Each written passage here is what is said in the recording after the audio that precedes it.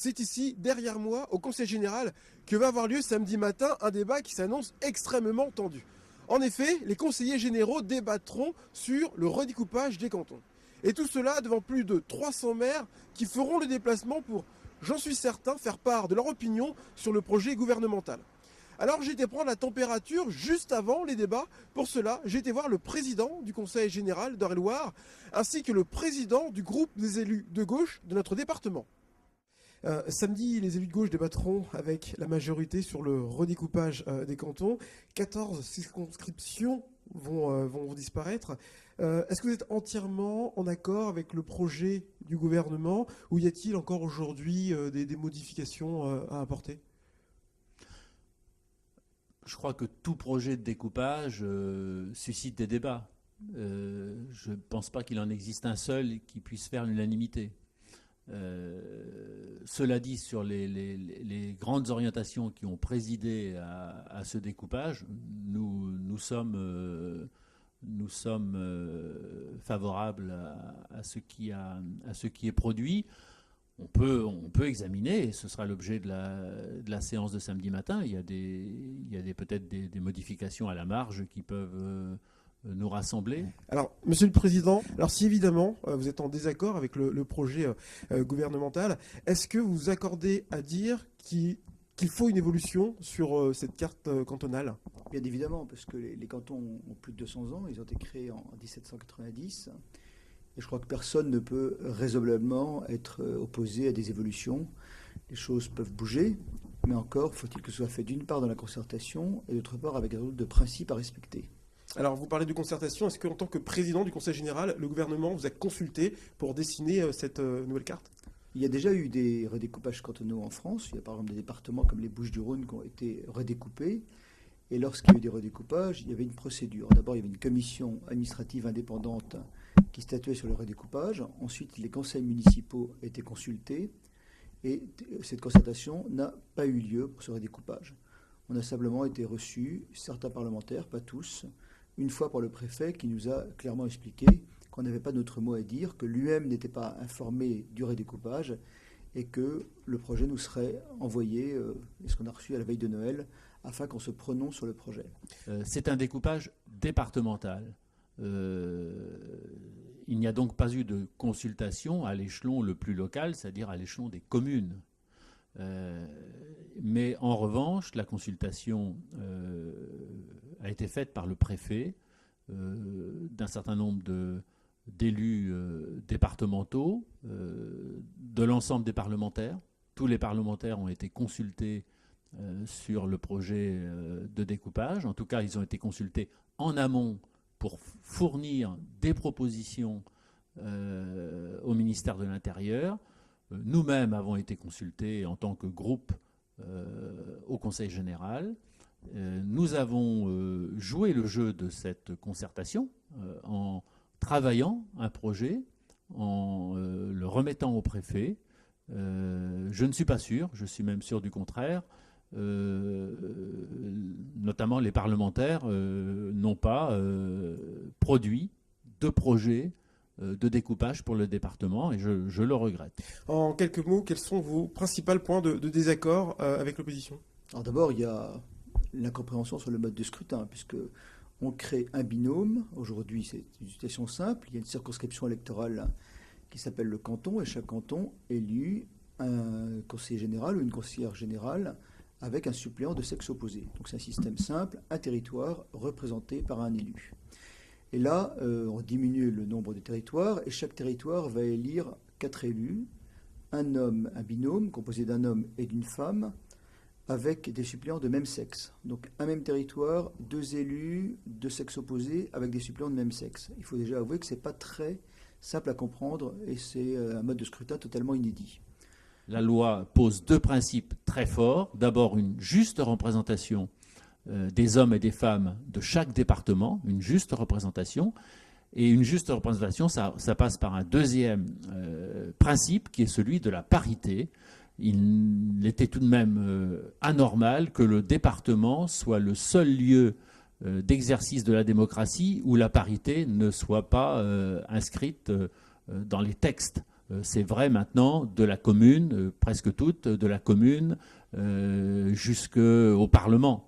Le principe de la parité va enfin s'appliquer dans la vie départementale, et ça, c'est une grande avancée, complétée par un dernier point, la relation de proximité avec les élus, qui demeure un élu, ou 2 élus plutôt par canton, 2 élus et un territoire. Deuxième critique qu'on peut émettre sur le projet, c'est un projet qui ne génère pas d'économies. Il y avait une réforme qu'on avait proposée, qui était le conseiller territorial, qui a généré des économies. Là, non seulement il n'y a pas d'économies, mais on crée des élus supplémentaires. Alors, un en Eure-et-Loire, mais dans d'autres départements, on va jusqu'à créer 10 élus de plus, alors même qu'on diminue par 2 le nombre de territoires. On a pu faire 100 avant. Alors l'utilité d'une deuxième personne aujourd'hui, en fait.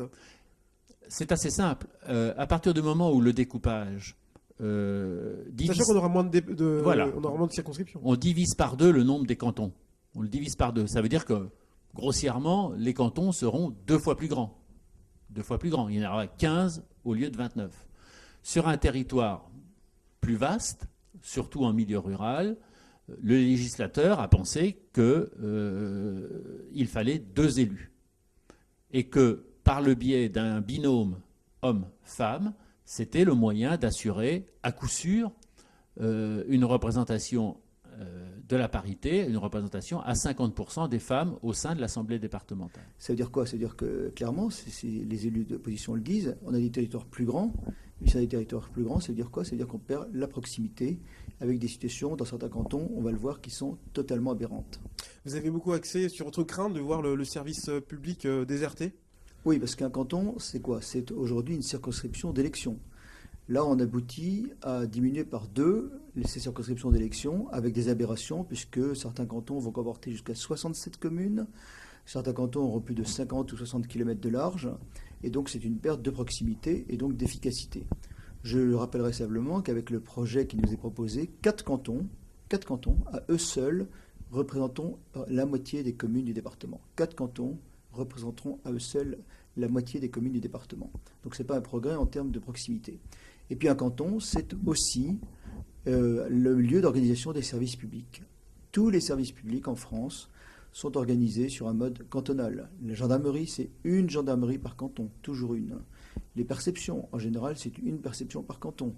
Les collèges, c'est en général un collège par canton. Les maisons de retraite, c'est un collège par canton. Les centres d'exploitation des routes, on est en hiver par exemple, les centres qui entretiennent les routes, qui salent les routes le matin, c'est un centre d'exploitation par canton. Donc tous ces services de proximité en France et en Eure-et-Loire, il est organisé sur le mode cantonal. Et évidemment, le risque, c'est que avec ce redécoupage, la diminution par 2 des territoires, eh bien on aboutisse à la suppression d'un certain nombre de services publics. Ce n'est pas un fantasme ce que je dis, c'est le ministre de l'Intérieur qui l'a dit devant le Parlement. Il a dit très clairement, je le cite, les cantons, les nouveaux cantons serviront de base à leur organisation des services publics. Et il a cité l'exemple de la gendarmerie. Donc vous voyez que le risque est réel et que d'ores et déjà, les services publics de l'État sont en train de s'organiser pour se réorganiser sur la base des nouvelles circonscriptions électorales. Je vous ai dit tout à l'heure que nous étions dans un processus qui veut conforter l'échelon départemental. Donc le choix politique qui est fait, ça n'est pas de faire disparaître le département, qui nous paraît toujours essentiel dans des domaines de la vie courante, de la vie de tous les jours, aussi important que les routes, l'action sociale en général, les collèges, tout ce qui relève de la solidarité. Qui, mieux que le département, peut garantir sur un échelon suffisamment large un même traitement de la solidarité, encore une fois, à l'échelon départemental. Ce sont là des missions que la région peut difficilement assurée parce qu'elle est loin du citoyen. Or, la relation de proximité, nous y tenons fortement. À 2 jours de ce rendez-vous, quel message adresseriez-vous justement à la majorité de samedi? Eh bien, j'adresserai un message extrêmement simple. La majorité actuelle du département et son président a cherché à faire en sorte que ce débat sur le découpage prennent des chemins de traverse. Il a volontairement, mais ce n'est pas le seul, c'est un mot d'ordre général de l'UMP en France, il a cherché à ce que le débat soit placé sur le plan des services publics. Il a cherché à inquiéter, à affoler un certain nombre de communes en disant voilà, vous allez perdre tel et tel service public parce que les cantons ne seront plus les mêmes. Je crois que ce sera l'objet de la démonstration qu'on essaiera de faire samedi matin. Je crois qu'il faut déconnecter complètement cette question du découpage. Ça n'est qu'un découpage pour assurer une bonne représentation à l'Assemblée départementale et ça n'est pas un débat sur la présence des services publics et particulièrement des services publics en milieu rural qui sont essentiels, que nous voulons préserver et qui sont finalement à la merci des gouvernements qui se suivent, c'est-à-dire qu'on n'empêchera pas un gouvernement qui veut remettre en cause les services publics et particulièrement en milieu rural de le faire, quel que soit le découpage cantonal, c'est sans objet et nous essaierons d'être très précis dans cette démonstration samedi matin. Il nous semble que le débat a dévié, que parfois les communes ont été sensibles à cette question-là. Je le reconnais parce que c'est une question essentielle, la présence des services publics, notamment au milieu rural. Nous essaierons de montrer en quoi le découpage cantonal, ça n'est pas son objet. Son objet, ça n'est pas la répartition des services publics sur le territoire. Alors nous sommes à 2 jours du débat qui va avoir lieu ici, donc samedi matin. Les élus de gauche vous regardent aussi à travers cette vidéo. Quel message voulez-vous leur adresser ? Eh bien, puisqu'ils partagent la réforme, contrairement à nous, qui ne l'ont pas approuvé, qu'ils appellent le gouvernement à respecter ses propres engagements. Je crois que c'est important de le faire.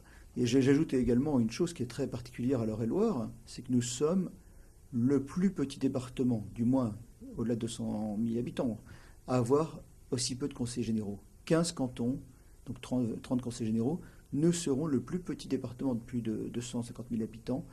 Beaucoup de départements voisins, comme l'Orne, comme Aron par exemple, 21 cantons, ce qui fera une moyenne de 13 000 habitants. Et puis il y a des situations plus aberrantes. La Corrèze, bon, le président de la République devrait être attentif à la Corrèze. La Corrèze, 12 000 habitants pour faire un canton. La Creuse, 8 000 habitants.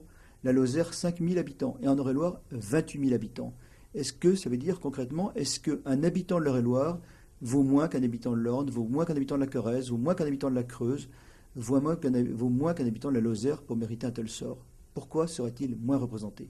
Et ça, c'est aberrant et il faudra que nos collègues et le gouvernement nous apportent une réponse. En conclusion, mais encore une fois, pourquoi pas un redécoupage, oui, mais par contre, tripatouillage non, et surtout non à la mort des services publics et non concrètement à la mort de la proximité. Parce que derrière ce qui est atteint, c'est clairement la proximité qui sera mise en cause. Merci. Pour le résumé vidéo de ce débat, je vous donne rendez-vous dans quelques jours sur le www.le28.tv. Bonne journée à tous.